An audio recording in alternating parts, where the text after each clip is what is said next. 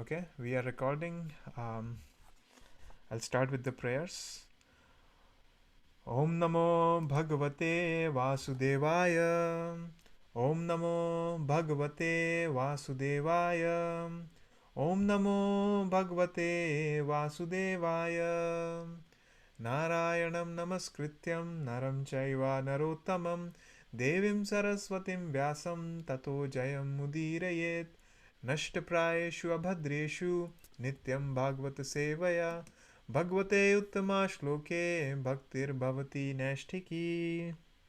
Hare Krishna, Krishna Krishna, Hare Hare, Hare Rama, Rama Rama, Hare Hare.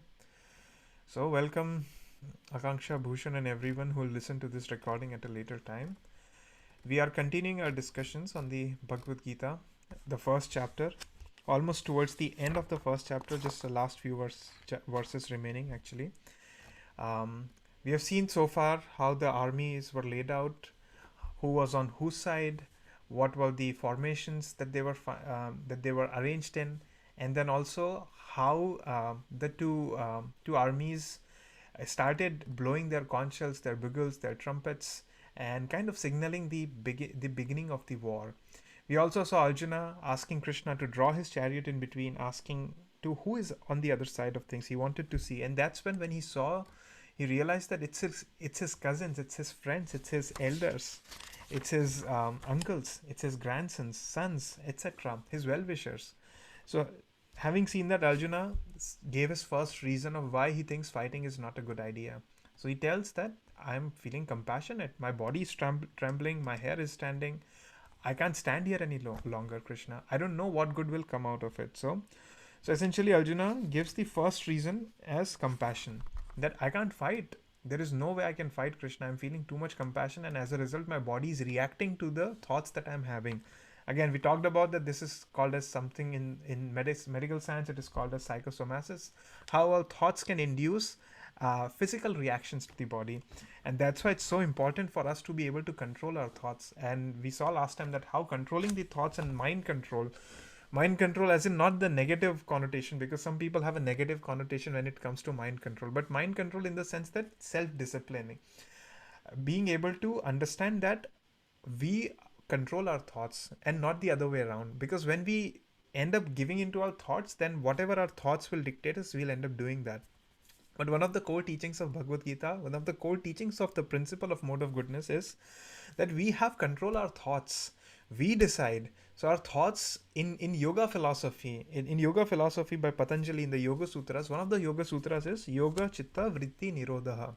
That these that our mind is like a lens, like a screen, just like we project using a projector on a white screen. So the mind is like this white screen.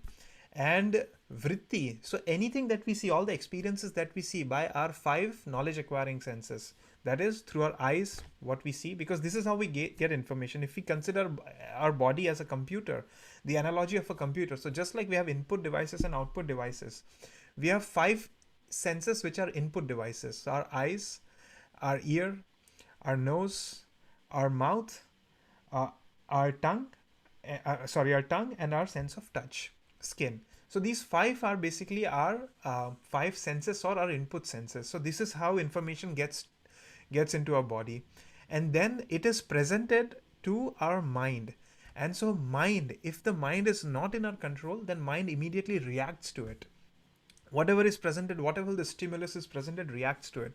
But when we truly are able to control our mind, when we are truly able to see, that's when we can decide what do we want to do with that thought. We intervene between the reaction that our body gives and when the thought is presented to the mind. And that's essentially yoga. Yoga really means to have control over it. And that's one of the ways of describing yoga. And it's a very important factor in the path of self-realization. Many people stumble, many people have problem because the mind is such a challenge. The mind, it is one of the reasons why we see so many craziness and crimes against women, against children, against everyone in the world. Why? Because the mind is out of control. If truly the mind would have been in control for every single person in the world, there would have been peace in the world. But because it's not, just like we see in the case of Duryodhana here, that his mind was not in his control. His mind, whatever thoughts would come in his mind, he would immediately act on them. His mind would present him envious thoughts, and he would act on it, that no, nobody will get the kingdom except me. I will be the king. So that's one of the core lessons of Bhagavad Gita that we'll go into, that your mind needs to be in control. And same on the other side of the spectrum, Arjuna is also, because he's demonstrating a weakness here, in the sense that he is unable to fight, which is his duty. It has come to that point, and now it has to be performed. And Arjuna is saying, I'm sorry, I can't do it.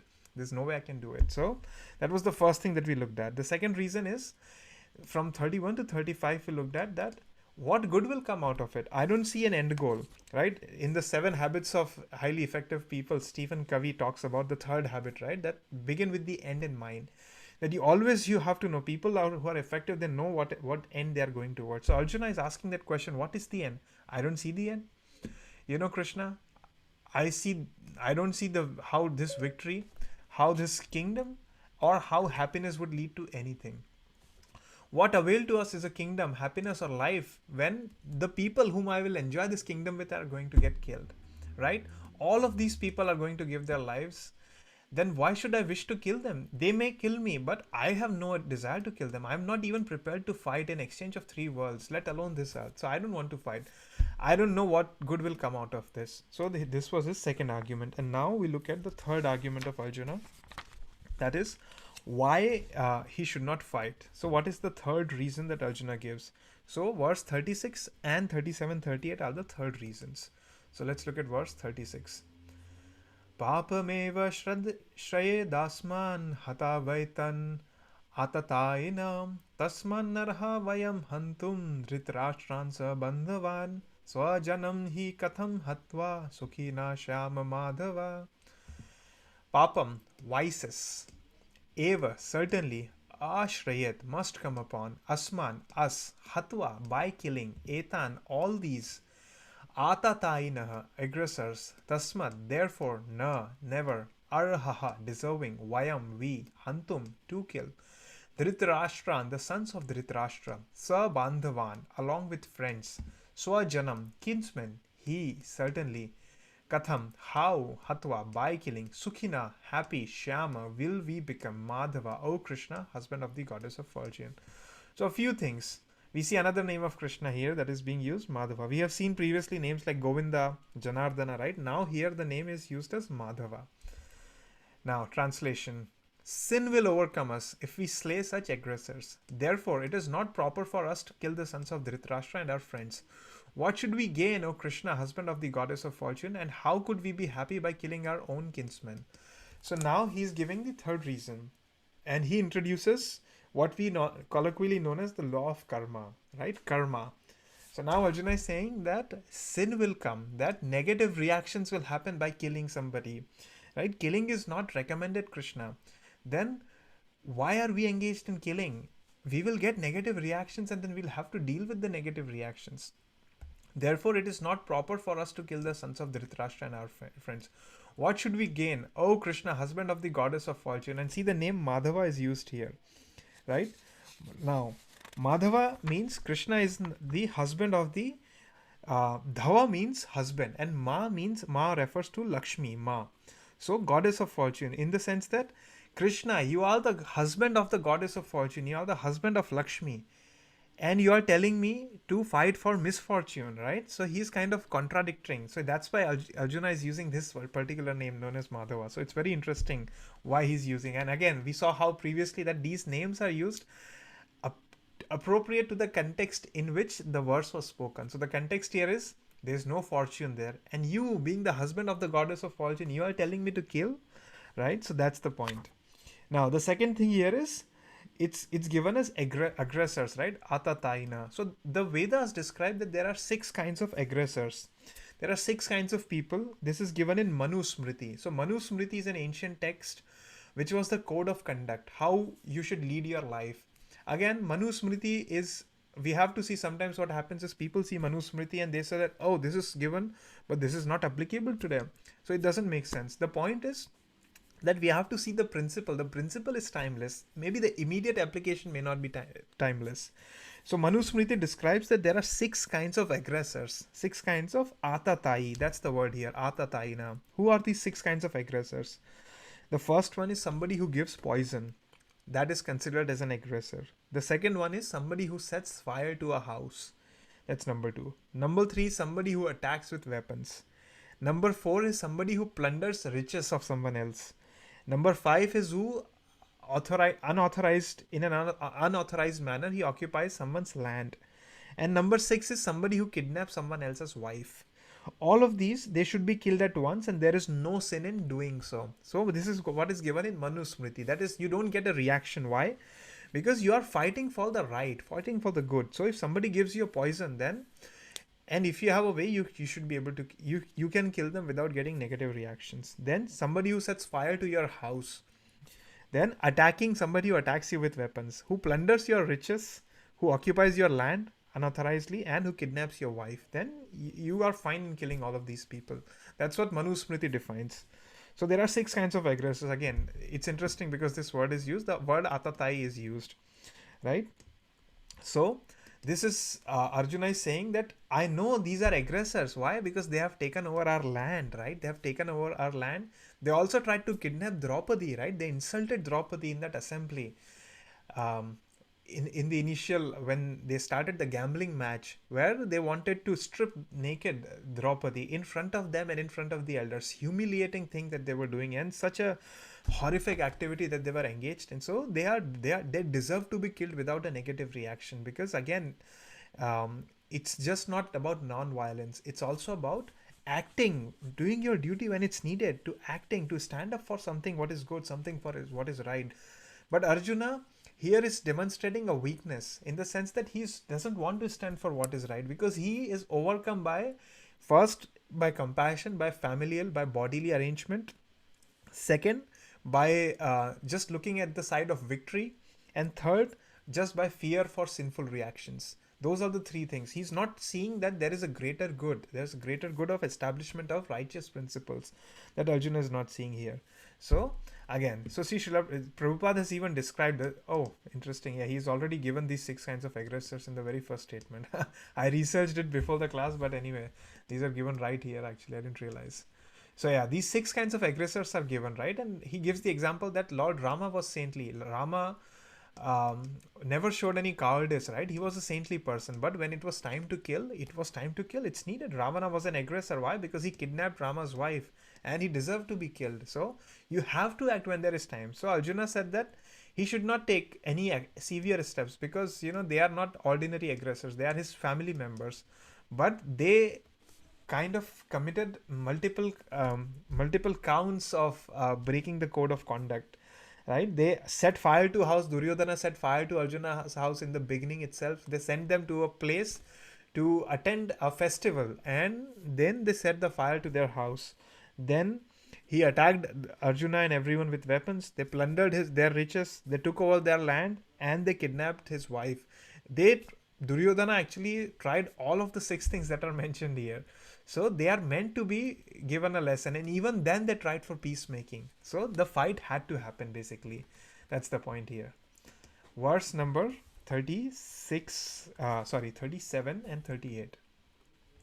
Yadi api etena pashyanti labhopahat chetasa kulashaya kritam dosham mitra drohe cha patakam katham nageyam asmabhi papad asman nivartitum kulashaya kritam dosham prapapaya shadibhir janardana.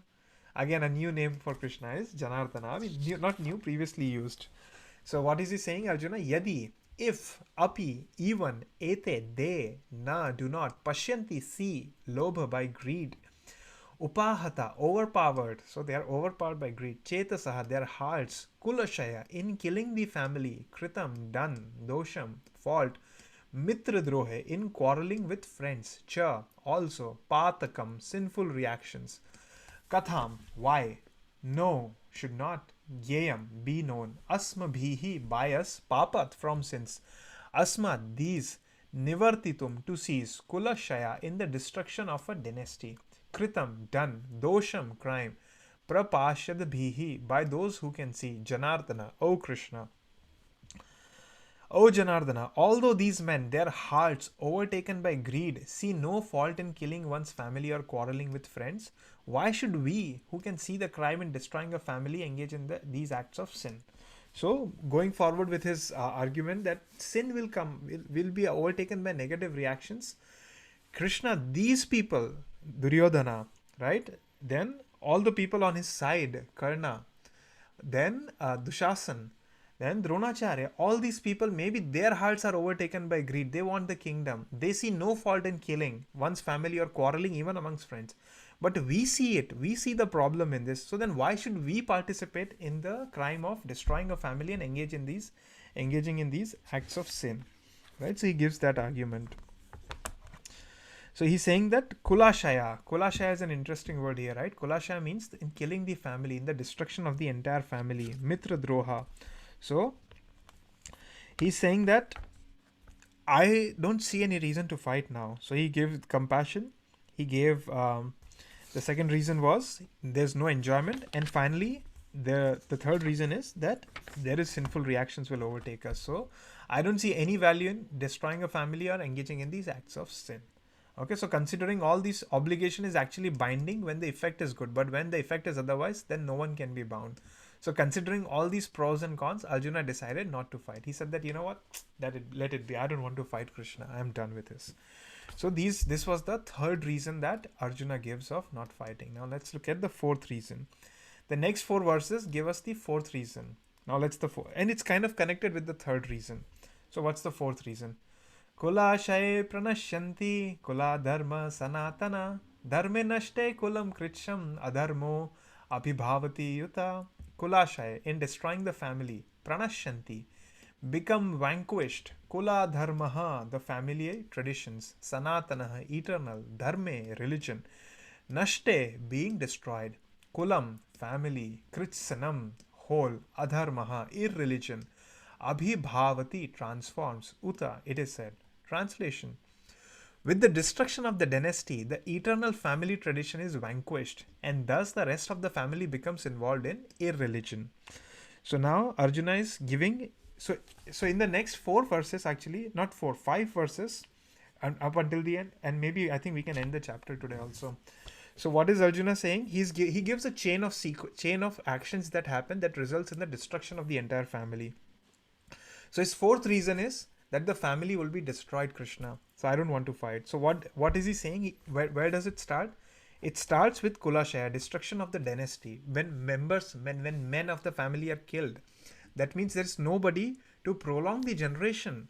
And when that happens, there's nobody to prolong the generation, then the family tradition is vanquished. And then the rest of the family becomes involved in irreligion. Why? Because there's nobody to protect. Again, we are looking at an era which is back in that era, right? Where family and the society was very close guarded, and there was something called as Varna Ashrama, right? The 4 Varna and the 4 Ashrama. There were 4 Varnas. 4 Varnas are Brahmin, Kshatriya, Vaishya, and Shudra. Basically 4 divisions of the society. So the Brahmins are the people who think. So they would advise the ministers. They are, in today's correlation, we could think people who are advisors to the ministers, people who advise, people who make policies. So these were the Brahmanas. We see them today also. Actually, Varnashram is there today also in a perverted manner.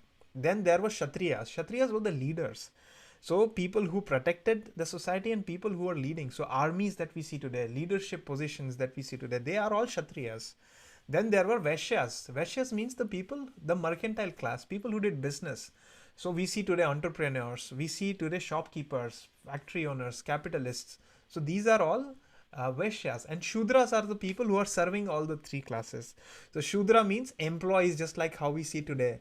So employees today are like Shudras because they are not doing anything in particular. They are just serving anyone else. So we are all, whoever is in jobs serving their masters, whoever is in a university serving them. So essentially all these 4 classes are existing today also, but in a different way. And again, what people have done is, and it is another horrific thing that has happened in the tradition, is that this has become a birth-based caste system, which is never given actually.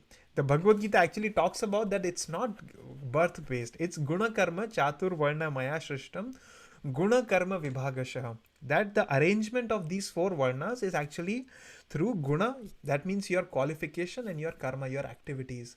So if you're born in a if your father is a Brahmin, in the sense that he does his guna, his qualities are of a Brahmin, his actions are of a Brahmin. But if you're born in that family and your qualities and your actions are not that of a Brahmin, then you're not a Brahmin. But what happened over time is people started perverting these things, and then people started committing atrocities. The classes they wanted to keep. And this is again how Kali Yuga progresses, right? That even the religious principles that we see, the principles that would have made the society more structured and more functioning so that everybody can serve the entire societal structure and at the same time realize the purpose of life, these become destroyed. Why? Because of all these false ideologies that come in. So the four varnas, and there used to be four ashramas. So everybody would go through the four ashramas, which is for the first 25 years of life, people would be brahmachari. Brahmachari means to be in a school, to learn from a teacher, to learn from a guru. They would go to a gurukul and they would learn.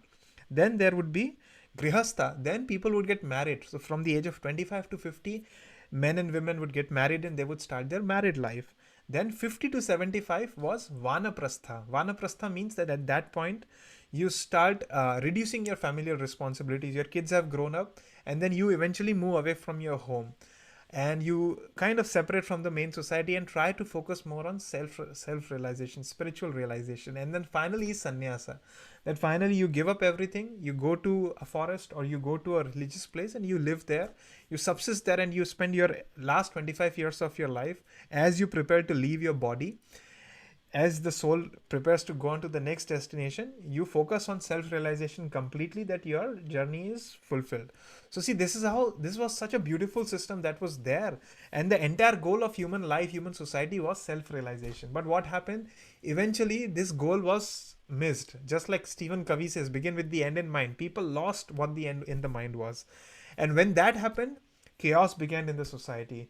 And now people don't know what to do with their life.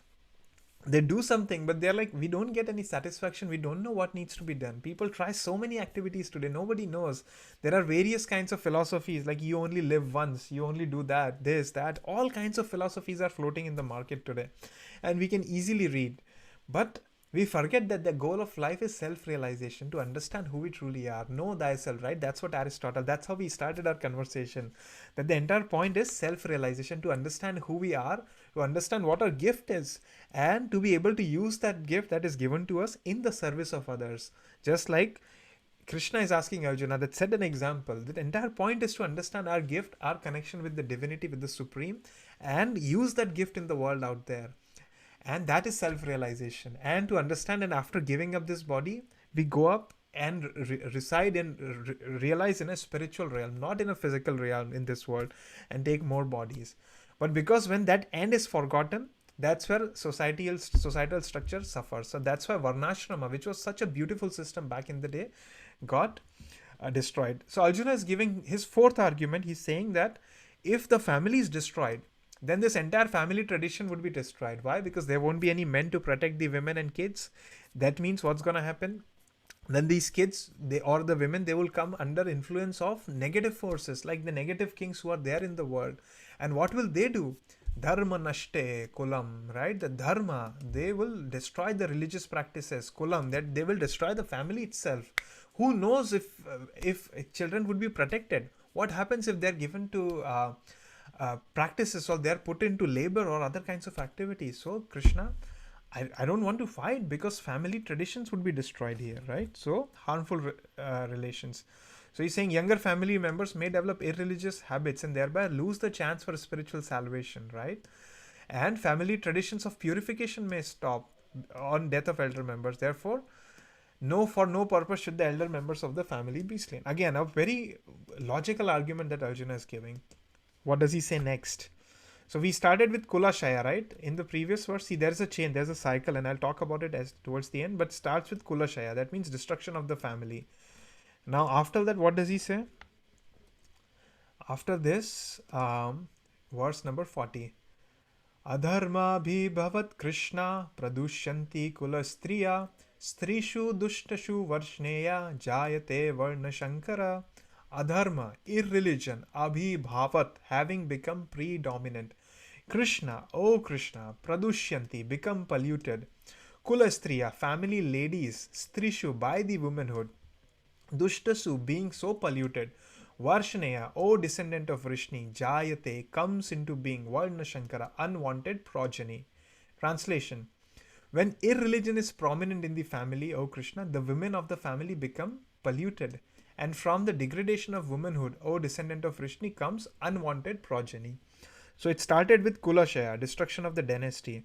Now, when there is nobody to protect the women, then these false rulers, these false kings would come, and then what will they do? They will pollute the women. They will not take care of the sanctity of the women, and they will use them according to their own needs, right? And what happens when that happens? It will result in the degradation of those women actually, and because of that unwanted progeny would come, and then they won't be able to, nobody would be able to take care of those kids, of those women. So Krishna, I really don't want to fight in this battle. I want to protect the ladies in our family, in our kula. I want to protect all of them.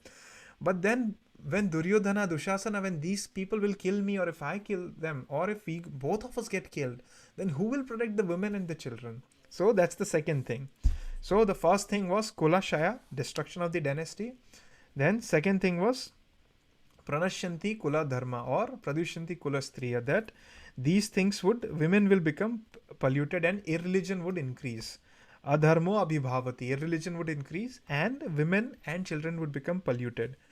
And what happens after that? Like Prabhupada then finally writes that what happens that back in the day, women would not be protected, and unwanted population would generate, and irresponsible men also provoke adultery in the society. So all of these are problems for a family tradition such as of the Pandavas and Kauravas. Now text 41.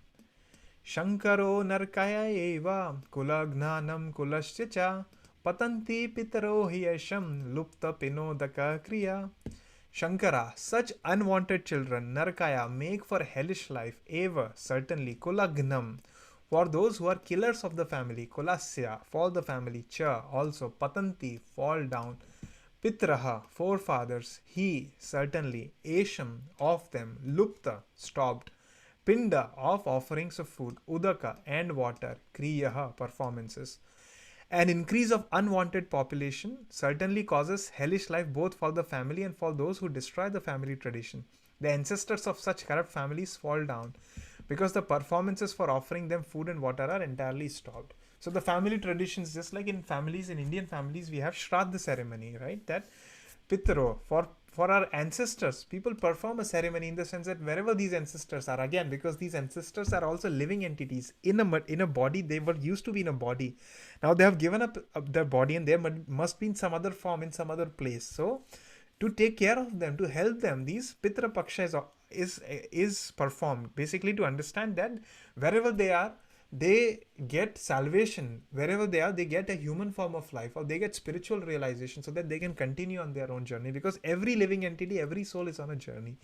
But when unwanted population comes in, when women are polluted, in the sense that when these men who are who don't know what is the goal of life, when they corrupt these women, when they use these women for their nefarious desires, and those children that come out, they can't teach those children, they can't teach those kids, and as a result of such corrupt families, what happens? The ancestors also start falling down, and total corruption takes them over, right? So Naraka, hellish life. Where is Naraka? Narakaya, hellish life, right? Then what else? Patanti pitaro, fall down of the forefathers, right? And then it's in the next verse anyway. So what is the next verse? 42. Dosher eta kulagnanam varna shankara karakaye udashyante jati dharma kula dharmascha shashvata. Doshe, by such faults, ete, all these, kulagnanam, of the destroyers of the family, varna shankara, of unwanted children, karake, which are causes, udastyante, are devastated, jati dharmaha, community projects, kula dharmaha, family traditions, also shashvata, eternal, by the evil deeds of those who destroy the family tradition and thus give rise to unwanted children. All kinds of community projects and family welfare activities are devastated. So the entire structure of community would be destroyed, Krishna. Why? Because there won't be righteous people. Righteous men would die. As a result of that, women would be under the protection of people who are really corrupt and who are negative and nefarious, evil. And when they are evil, then they will stop community projects. They will produce children just for the sake of it, just for their own enjoyment, and they won't think about the tradition, family traditions. They won't think about morality. They won't think about these values. And so all welfare activities in the society would be stopped. So Arjuna is linking all of these things, that we kill them, then family traditions stop, then women are at the mercy of these evil men. These evil men will just use the women for their use women for their own desires, and then based on their desires these children would come. They won't be able to teach these children, so family traditions would stop. As a result, welfare activities would stop. As a result, the entire fabric of community will come down. That's why, Krishna, I don't want to fight. Now let's see the last verse of this argument. And again, Prabhupada talks about that when leaders are blind, persons who follow such leaders are also be led into chaos. Just like in today, we have so much chaos in the society. People, leadership come, they try to follow that leader, they follow, but again, they realize that leader was just a corrupt person. And as a result, nothing happened. And what's the last verse for Arjuna's final argument? Utsana kula dharmanam manushyanam janardana narake niyatam vaso bhavitati anushushruма. Utsanna, spoiled, kula dharmanam, of those who have the family traditions, manushyanam, of such men, janardana, O Krishna, narake, in hell, niyatam, always, vasaha, residence, bhavati, it so becomes, iti, thus, anusushruma, I have heard by disciplic succession. What is Arjuna saying? O Krishna, maintainer of the people, I have heard by disciplic succession, by my teachers. What have I heard? That those whose family traditions are destroyed dwell always in hell. Why? Because they don't know the purpose of life. And they don't know the purpose of life, they will just act to fulfill their desires. And by their actions, they will try to take advantage of others. Envy, greed, all of these negative vices will come. When these vices will come, what's going to happen? They will get the negative reactions of those, and as a result, they will dwell in hell. And how do I know about this? I've heard by my teachers, by disciplic succession. That's how the knowledge was given back in the day. From one teacher to his student, to his student, to his student, and how Arjuna studied from his teachers, who learned from their teachers, who learned from their teachers, ultimately going back to the source of knowledge, the Supreme. So that's how, and we looked at, I don't know if you guys recall, but initially we looked at in the very first class, the entire lineage of how this knowledge is coming down from one teacher to another teacher, and that's how this knowledge should be received. That's why the name of this Bhagavad Gita is As It Is, because this has not been modified. Many teachers in the today's society, they modify these Vedic teachings, right? And that's, as a result of that, what happens? The message is lost. The essence of the message is lost. The words might be there, but the essence would be lost. Why? Because people would interpret according to their own understanding. But that's not how we approach a text. We have to see it for how it was spoken actually. What was the original message? What is the essence of it?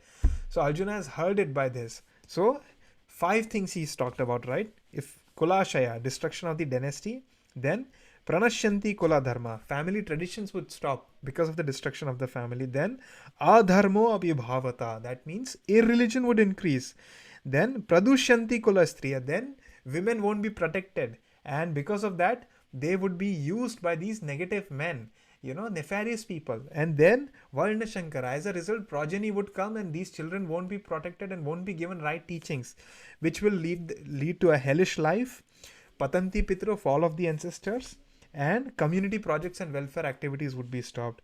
And Krishna, because of all of these things, I won't fight. Right? So this was Arjuna's final argument. I don't want to fight because I have compassion. I don't want to fight because I don't see any enjoyment. I don't want to fight because I'll get sinful reactions. We saw the sinful reactions. And finally, I don't want to fight because it will destroy the entire family, Krishna. Okay, so we are at verse 43. There's 3 more verses and this chapter ends. I'll quickly go through those 3 verses and then we can conclude today's discussion. So 44.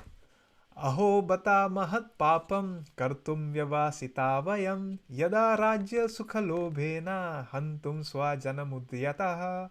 Aho, alas, bata, how strange it is, mahat, great, papam, sins, kartum, to perform, vyavasitaha, have decided, vayam, we, yat, because, Rajya Sukha Lobhena, driven by greed for royal happiness, Hantum, to kill, Swajanam, kinsman, Udyataha, trying.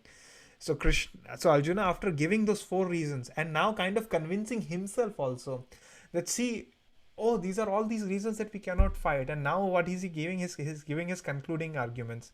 He's saying, alas, how strange it is that we are preparing to commit greatly sinful acts. Driven by the desire to enjoy royal happiness, we are intent on killing our own kinsmen. So, just by the desire for happiness, which is actually not the real reason why, they were not driven by the desire to enjoy royal happiness. They wanted to establish dharma, they wanted to establish what is right. But Arjuna, again, because he is in illusion, because he is affected by his all the thoughts of the barrage of thoughts that he's going into, he's saying that we will kill our kinsmen. And what are we doing, Krishna? What are we engaged in? How strange it is that we are prepared to commit these ghastly actions. Okay, I'll change the meter of how I recite this verse actually. Yadi mama pratikaram ashastram shastrapanaya dhritarashtrarane hanyus tanme shema taram bhavet. Yadi, even if, mam, may, apratikaram, without being resistant, ashastram, without being fully equipped, Shastrapanayah, those with weapons in hand, Dhritarashtraha, the sons of Dhritarashtra, Rane, on the battlefield, Hanyu, may kill, Tat, that, may, for me, Shemataram, better, Bhavet. So again, final conclusion to his arguments. Better for me if the sons of Dhritarashtra, weapons in hand, were to kill me unarmed and unresisting on the battlefield. So Krishna, because of these reasons, because of my compassion, again, because of no enjoyment, because of sinful reactions, because of the fear of destruction of the family, let them kill me unarmed and unresisting. I will go up right in front of them, give up my weapons, give up my fighting desire, and I'll raise my hands up and ask them, just shoot me, just kill me. Why to engage in all of these nonsense? So now Arjuna is finally giving up his Kshatriya principles. Although Kshatriya principles, it is said that an unarmed and unwilling foe should not be killed, should not be attacked. But Arjuna, he said that I might as well die actually. All these symptoms are due to soft-heartedness. Because again, Arjuna is a devotee, Arjuna is a compassionate soul. So we see that his compassion is overpowering, but at the same time, the right has to be established. And now this is the last verse of the first chapter of Bhagavad Gita. Sanjaya Uvacha Evam Nuktvarjuna Sankhye Ratopastha Upavishat Vishrajya Sasaram Chapam Shoka Sambhagina Manasa. Sanjaya Uvacha, Sanjaya said, Evam, thus, Uktva, saying, Arjuna, Sankhye, in the battlefield, Rath, of the chariot, Upasthe, on the seat, Upavishat, sat down again, Vishrajya, putting aside, Sasaram, along with arrows, Chapam, the bow, Shoka, by lamentation, Sambhigna, distressed, Manasaha, within the mind. What happened? Sanjaya said, so now the story is back to Sanjaya, right? So we know that Sanjaya is talking to Dhritarashtra. He is reciting of the events. So it moved from one frame of Sanjaya and Dhritarashtra talking to the battlefield, and now it's moving back to the frame where Sanjaya is speaking to Dhritarashtra. Because of his power of Durdarshan, right? His ability to see what's happening at a distance. So what is Sanjaya saying? Sanjaya said, Arjuna, having thus spoken on the battlefield, cast aside his bow, right? He cast aside. He said that I don't want this bow. And arrows. And sat down on the chariot, his mind overwhelmed with grief, right? So his mind is completely overpowered. This gives us another indication that this Bhagavad Gita is very specifically one of the core arguments that Bhagavad Gita makes is how to bring our mind under our own control. And if mind is overwhelmed by grief, by all such situations, then how do we deal with those situations? So that's another positive outcome that would come out of Bhagavad Gita, is to understand how to deal with these complex emotions that human beings go through. And how do we understand, right? Sometimes we are even unable to even make sense of the emotions that we are experiencing. How to get a handle on those? How to get? So there are innumerable benefits, actually, things that you would want to get out of Bhagavad Gita. There's so much that we can get out of this Bhagavad Gita. And this happens to be one of the things that we will look at through the example of Arjuna. So Arjuna, he was so afflicted with lamentation that he sat down again, setting aside his bow and arrows. Such a kind and soft-hearted person is fit to receive self-knowledge, right? So a kind and soft person is needed to understand self-knowledge. Somebody who is not kind, who is not soft-hearted, it's very difficult for them to understand. Why? Because there's no compassion. When there's no kindness, when no kindness and no soft-heartedness, how do we even see the world, right? So we really need to develop these habits, these qualities, and they will eventually develop as we truly see. So I talked about, I don't know if you guys remember, about mental models, that we see the world through various mental models that we have formed. And Bhagavad Gita gives us a universal mental model that is applicable anywhere, anytime, to everybody. And with that mental model, what develops is compassion, true compassion for living entities out in the world, true care for them, that they need help, we need to help them, and how to help them. And this is exactly what Arjuna was feeling. He was overwhelmed by grief, saying that, you know what, let me kill them unarmed, right? I mean, look at the statement he's making. He's even not even caring about his life. He said that, let me kill them unarmed, I'll just go and stand, but I don't want to fight. So it shows his compassion, but at the same time his weakness, because he's not standing for the righteous principles. So we are in the last few minutes. So to conclude, we looked at the last two reasons why Arjuna didn't want to fight, right? We looked at, so this was till 32 to 35. We looked at these 4 verses last time about the second reason. The third reason was fear of sin, negative reactions. He said that with negative reactions, Krishna, I don't think we should fight, right? These 3 verses. With negative reactions, why should we get these negative reactions? And then fourth argument was destruction of the family traditions. That destruction of the dynasty will lead to destruction of the family tradition. As a result, family will be irreligion. Because of irreligion, women will not be protected and they will become polluted. As a result of it, the degradation would happen and progeny would be coming, which won't be given religious principles and righteous principles to lead their life. No morality. And this unmoral, unwanted population will cause hellish life, because they will create so much trouble for everybody involved, and the ancestors will stop falling down. And therefore, to stop these evil deeds, all kinds, and therefore, because of the falling down of all of these, what's going to happen? All community projects and family welfare activities would be devastated. And because of that, they will dwell in hell. Therefore, Krishna, due to all of these arguments, I don't think I can fight. What are we trying to do, Krishna? He's even expressing his own surprise that how strange it is that we are preparing to fight when we have all of these reasons not to fight. And we are even intent on killing not just regular people, but our own kinsmen, their family members. So better for me that they kill me unarmed and unresisting, and then let me just die, Krishna, like that. And Sanjaya, finally, we see the frame of reference change. That Sanjaya finally tells that Arjuna has given up on fighting. He's like, I don't want to fight now. I'm done. And his mind is overwhelmed with grief. Next week onwards, we'll start with the second chapter. Second chapter is a huge chapter, but it will be faster because many of the verses talk about the same idea. So now after this, many of the chapters will be much quicker, because now the scene is set, now we understand, and now comes the philosophy of the Bhagavad Gita, the main aspect. So the second chapter is actually an entire summary of the Bhagavad Gita, contents of the Gita summarized. So the entire Bhagavad Gita actually is given in the second chapter itself. So we'll go through some of these verses. Again, the first few verses here till verse 10 are actually just Arjuna again speaking, giving more things. And then from 11 onwards is what Krishna starts speaking, the philosophy. And then it goes into Sankhya philosophy, the philosophy of the soul, right? Like what is the nature of the soul? Then he talks about principles. Then he talks about karma, right? Then he talks about duty. Then he talks about spiritual knowledge. Then he talks about Vedic scriptures. Then he talks about bhakti. Then he talks about the difference between mind and intelligence and how to control the mind, right? See, this is all senses and the control of the mind, and how to restrain them, and what does it lead to, what kind of emotions and feelings it leads to, and how do we go from there. So this is just the second chapter. In a way, it summarizes the entire Bhagavad Gita actually. It gives you in a nutshell, but then these are further explicated as we go further into the text. Do we have any questions, thoughts, comments, questions, anything? Was I too fast today? I wanted to cover the last two reasons, but yeah, I would welcome any feedback from the two of you. Any thoughts? No questions from my end. Okay. Yeah, same here. It was good. Good. Nice. Okay. Yeah. I'm glad. Yeah. So next week onwards, we'll start with the second chapter. Things are going to get interesting now. So the second chapter is, and then it will be move a bit faster also. And then we'll look at ideas sometimes. We'll group the ideas together.